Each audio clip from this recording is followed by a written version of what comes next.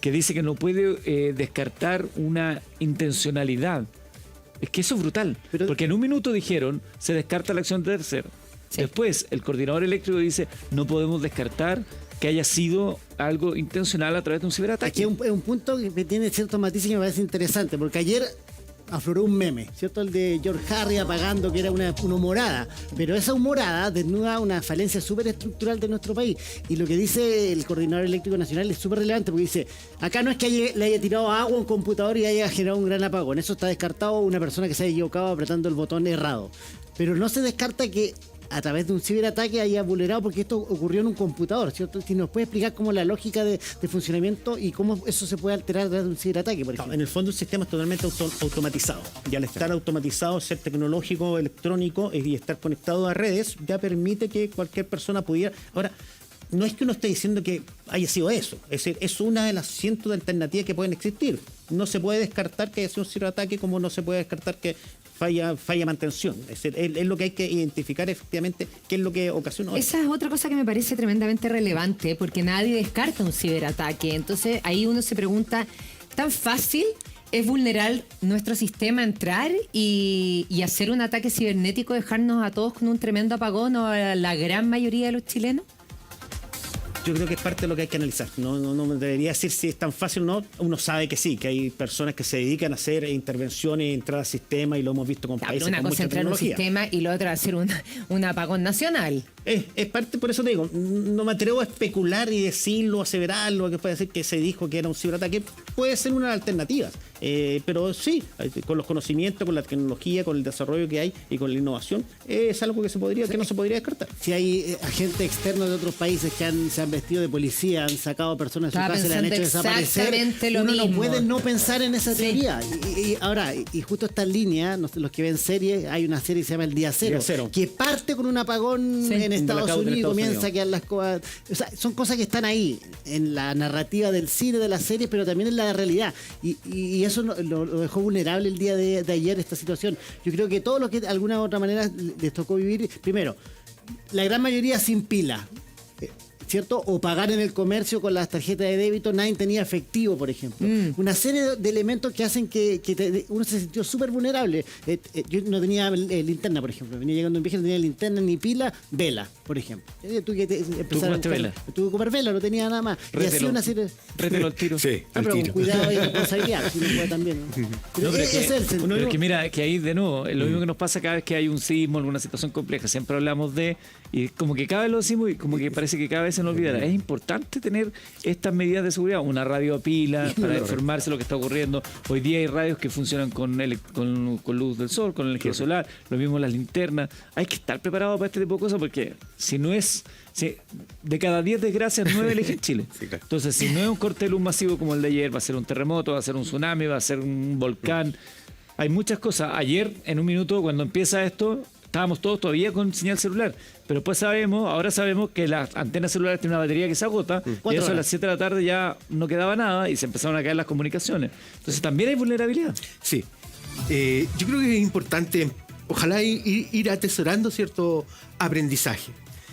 Como bien lo dices tú, 9 de cada 10 tragedias nos ocurren a nosotros, y ya que alguien diga, yo no estaba preparado, nunca pensé que algo así me iba a pasar, creo que ya no es muy aceptable. Hay que ponerse siempre en el peor escenario en Chile. Sí, y ojo, y no solo nosotros como personas individuales, desde la particularidad de nuestros hogares, sino que también las empresas. Las empresas en general tienen planes de emergencia, pero son muy locales, si nos ocurre una situación menor. No todas las empresas están preparadas para un desastre. Hoy día tenemos un plan nacional, ¿cierto?, de desastres, y ya estamos entendiendo que no solo debemos estar preparados para un pequeño corte de luz o para un incendio domiciliario, sino que tenemos que estar preparados para situaciones que nos afectan en esta magnitud. Ese punto es súper bueno tuyo, Héctor, pero ¿sabes en qué discrepo ese punto? Creo que los chilenos hemos aprendido, en las catástrofes ya sabemos cómo actuar, tenemos mecanismos de precaución, pero el país no está a la altura de las catástrofes, porque nosotros podemos tener todo, pero ayer habían personas tratando de activar, por ejemplo, el roaming nacional, no funcionaba. O sea, se corta la luz, y no solamente se corta la luz, se caen los WhatsApp, se cae internet, se cae todo. Entonces, claro, los chilenos podemos estar muy bien preparados, pero el sistema no está a la altura. Sí, es complejo en una catástrofe de esta magnitud. Yo creo que, por ejemplo, para el terremoto tuvimos grandes problemas de telecomunicaciones y en general las empresas de telecomunicaciones como que aprendieron una lección ahí, ¿ya? Porque se les pasaba mucha cuenta de que no podía ser que nos quedáramos sin telecomunicaciones. Hoy día está claro que el sistema eléctrico es extremadamente vulnerable para todos nosotros.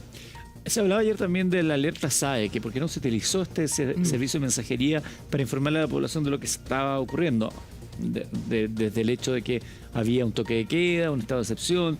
¿Es posible utilizar la alerta SAE para esos fines? Es decir, aquí en Chile está definido que es para evacuaciones, pero es una definición interna que se puede utilizar para lo que sea. Ahora, hay varias cosas que hay que tener en consideración. Cuando uno envía señal o recibe señal, cada antena tiene un mayor consumo de energía. Es cuando, si mando señal, también por un lado, claro, voy a hacer llegar el mensaje, pero voy acortando el tiempo de la batería. Ahora, de la batería de la antena. Puede ser una causa, pero uno puede utilizar el SAE para lo que estime conveniente. Ahora, lo más problemático, y como lo decía Héctor, cada evento que vamos teniendo como país es peor que el anterior. Entonces, tenemos que prepararnos. Ya el análisis no tiene que ser para evitar que suceda lo que pasó anoche o ayer. Hay que ver que no sucede eso y peor todavía. Exactamente. Ahora, ¿eso tiene que ver con qué? Con que las empresas que tienen los derechos de estas materias no hacen las inversiones, porque el Estado no exige y no fiscaliza, porque las necesidades son mayores.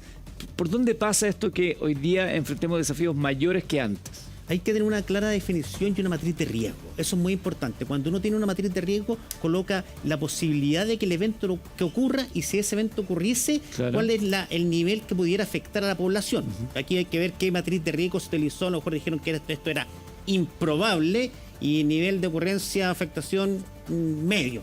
Entonces hay que ver cómo se trabajó con esa matriz de riesgo. Ya no puede ser improbable lo que vimos que sucedió, entonces hay que pasarlo a un nivel que es probable y un riesgo totalmente mayor. Ahora, y con eso se va a trabajar. Perdón, ahí me llama la atención porque no puedo develar quién me lo dice, pero es una persona del mundo militar y dice: en el mundo militar tenemos absolutamente claro esto. Sí, lo sabemos. Totalmente. Y sabemos las vulnerabilidades que tiene Chile por la naturaleza de nuestro trabajo de defensa de la nación.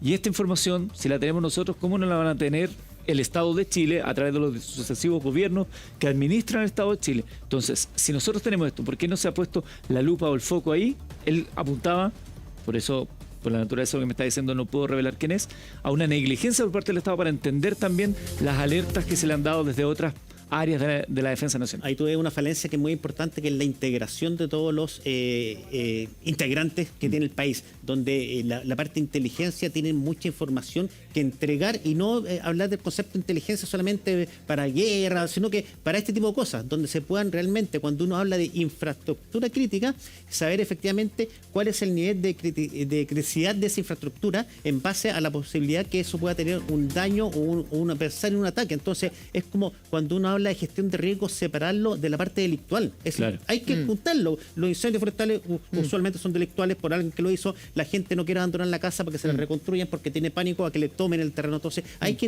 integrar, trabajar todo esto con un componente. Hay un informe del Consejo Mundial de la Energía que viene interesante y habla de ciberseguridad, hablando de esta posibilidad de un ciberataque, que establece varios parámetros. Leí ahí parte del informe en donde uno de los elementos es la presencia del Internet en situaciones que son estructurales. Agua, luz. Sabemos que para facilitar las redes, etcétera, se utiliza Internet. Y ahí apunta justamente una vulnerabilidad justamente del sistema. Que el Internet es muy líquido, es fácil, digamos, penetrarlo. Sabemos que hay hackers. Efectivamente, esa dependencia es así y es tal en tu experiencia. Totalmente. Todo depende del experimento de Internet. Es muy poca la información que está localizado, inclusive ya ni siquiera se ocupan los data centers que estaban en la oficina. Ahora está todo por lo general en la nube. Yo te puedo asegurar que mucha de esta información o los sistemas que están almacenados en nube y ni siquiera en el lugar físico donde está el evento. Entonces, depender del Internet para el sistema de abastecimiento o la reposición de la luz, del agua y una serie, es muy riesgoso, creo yo. Sin ser un experto, digamos, ni mucho menos. Tú que trabajaste en Senapred lo debes saber mejor que yo. O sea, siempre se ha dicho que cuando hay una emergencia, todo lo antiguo funcionaba mejor, que era más práctico, era más manual. Es así, totalmente. Y por eso es importante tener la redundancia. Claro. Uno siempre habla de avanzar tecnológicamente, pero mira, y aquí una cosa muy importante, una anécdota. Cuando empezamos a funcionar hace muchos años atrás los GPS, el ejército británico en su momento empezó a educar en la escuela militar solamente el uso del GPS. Y para la guerra del Golfo se dieron cuenta que no sabían ocupar la brújula. Y de repente alguien desconectó en ese momento el GPS y dijeron, oye, no sabemos, nadie nos enseñó el azimut. Entonces dijeron, oye, tenemos que mantener eso. Porque la referencia de lo análogo, que no quiero recordar la rutina del señor que decía, ¿se acuerdan cuando usábamos los teléfonos de disco? Era un poco el origen de la discusión anterior.